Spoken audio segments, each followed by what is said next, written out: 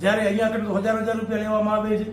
આ લૂંટ જે છે એ લૂંટને બંધ કરવી, હોસ્પિટલની અંદર ત્યાં કને ડોક્ટરોની ભરતી થાય અને જે દવાઓ અહીંયા કને ઉપલબ્ધ નથી, જીકે જનરલ હોસ્પિટલમાં જેનું સંચાલન અદાણી કરી રહી છે, એ હોસ્પિટલમાં તમામ દવાઓ ઉપલબ્ધ થાય માટે છેલ્લા 6-8 વર્ષથી લડી રહ્યા છીએ.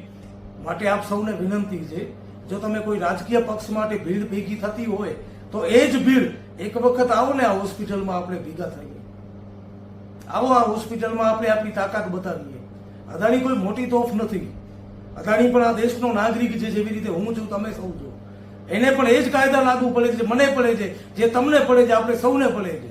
આપ સૌને વિનંતી છે, મહેરબાની કરી અને તમામ લોકો એક દિવસ જે રાજકીય રેલીમાં, મોદીની રેલીમાં તમે જતા હો કે અન્ય કોઈ નેતા આવે એની રેલીમાં, એની મિટિંગોમાં ભીડ બની અને તમે જતા હો તો એક વખત તમારા આરોગ્ય માટે આવો ને મારી સાથે.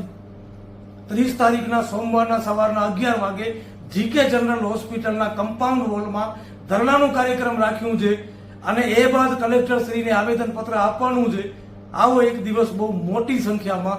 મારી બહેનોને પણ વિનંતી છે, માતાઓને પણ વિનંતી છે, વડીલોને પણ વિનંતી છે અને ખાસ યુવાનોને વિનંતી છે, તમે કયા ધર્મના છો મને કોઈ ફરક નથી પડતો, તમે કઈ સમાજના, કઈ જાતિના છો નથી ફરક નથી પડતો, તમે માણસ છો અને માણસને આ હોસ્પિટલની જરૂરત છે.